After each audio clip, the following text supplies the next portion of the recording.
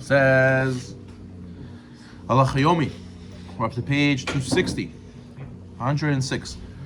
During the Birkat Hamazon, we have to add Reseh v'Charisenu. So every meal of Shabbat, you got to add this before the bracha of Rahim. In the bracha of Rahim, before the reciting V'Tivneh. Somebody who forgot to say Reseh.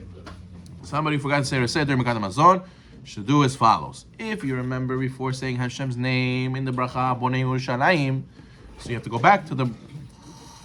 You should finish the bracha, right, with the words Lamdeni Chokecha and go back to Reseh. So let's say a guy said Baruch Atah. He didn't say. He said Hashem's name, but he didn't say Bonei Yerushalayim. So then he can say Lamdeni Chokecha and go back to Reseh.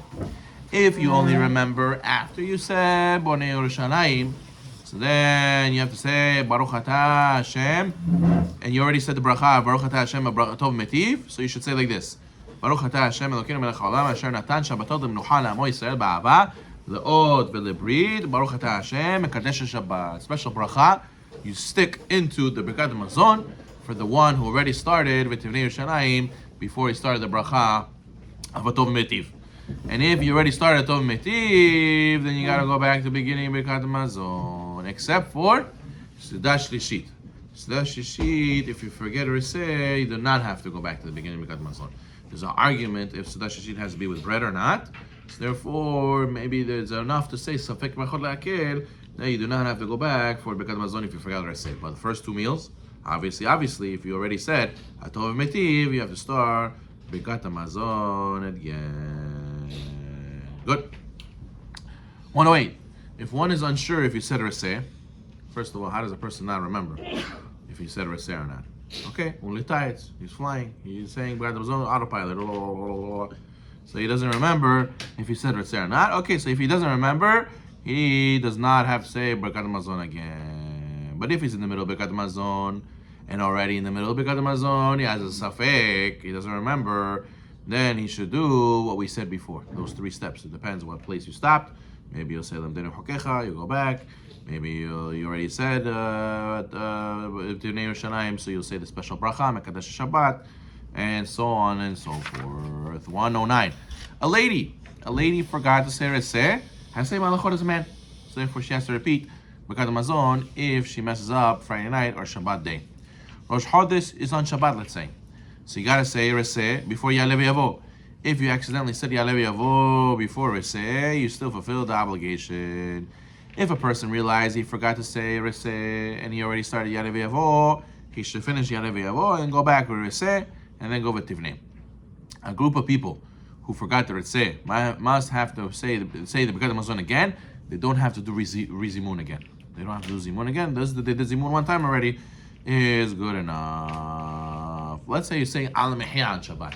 You gotta say Reseh and Al Mehya. Yeah, you have to add the words Uretzeh v'Chalitzenu b'Yom HaShabbat Hazeh after you say the word B'Kedusha V'Tahara, and then you continue Ki Ata. Then person who remembers only to say Uretzeh at the end, but didn't start the end bracha, you should go back from Uretzeh and then finish from there. Let's say you said Al Mehya and you forgot completely Reseh. You don't have to repeat Al Mehya, you fulfill the mitzvah. 116. It is customary in the Rahamans, in the Birkat Hamazon, to add, to say the Rahamans on Shabbat, even though they're personal prayers. Right? Ishbor ol galud me'at zavarenu, right? You're praying for Parnasat Tova, Refuah Shlema, you're praying for, success, Tzachah b'chol ma'aseh yedenu. You're asking for personal things. So how can you ask for personal things on Shabbat? It's not allowed. No, in the Rahamaz, the custom is that we do, since we say during the week, we say the Birkat Hamazon the same way during Shabbat. 117 is customary on Shabbat to add an Arahaman about Shabbat. Arahaman yunichilenu olam shekulo Shabbat menucha lechayei olamim.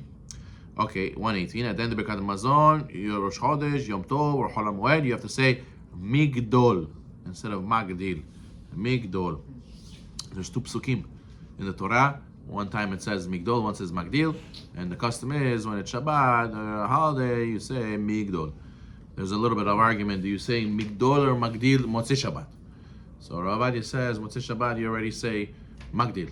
You don't say Migdol anymore, but there are those who argue.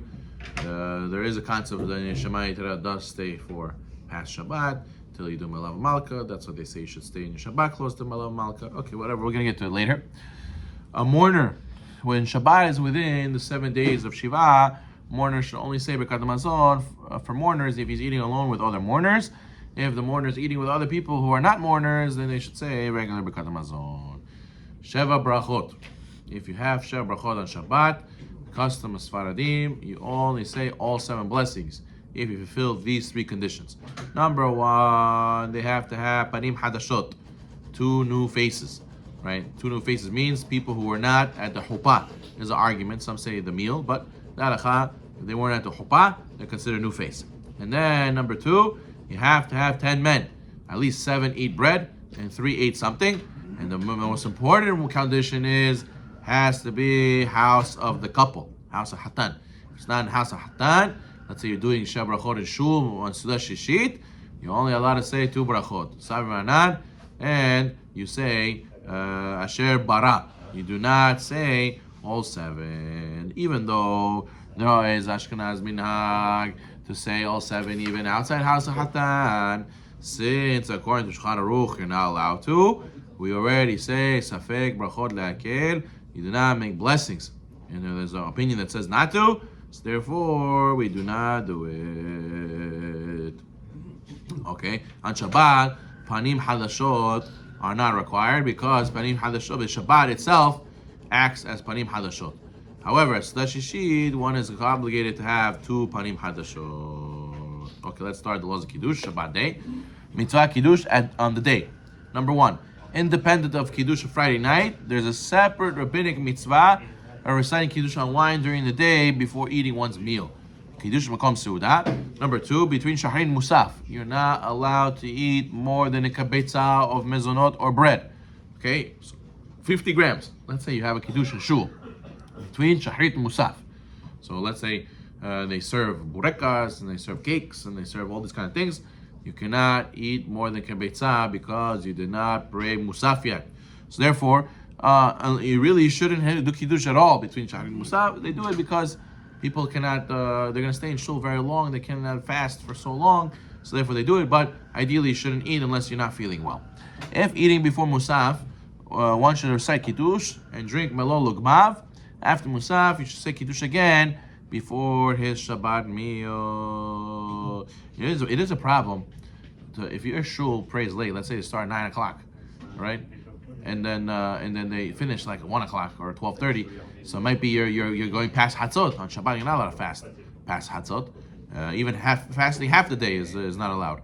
But so there they have Kiddush, right? They have Kiddush, or people drink coffee. People drink coffee in the morning, so then that way they're not fasting.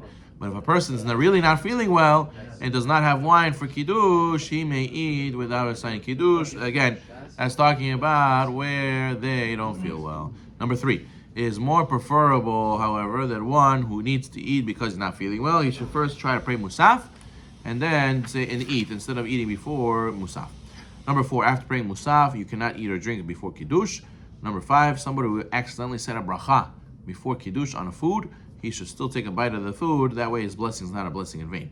If there's a brit in the shul after Musaf, the one who says the bracha on the cup of wine should also have in mind that he's doing Kiddush. Because how can he drink without Kiddush? So you should have in mind it's also Kiddush. Number 7, if a person comes home and sees that his wife did not pray Shahrit yet, it is permitted for her to say Birkat Shahar, Kriyat Shema, and then say Kiddush and start the meal. You don't have to wait for her to say Shahrit first before eating the meal, but you should remind her, if it's still before Hatzot, that after the meal she can finish her prayers. But really, she should pray before he comes home. It's not so simple with kids, but every man has to remind his wife that she has to pray at least one prayer during the day. Shahrit Minha, or even Musaf, or Minha or Arvit. Baruch Amen. Amen.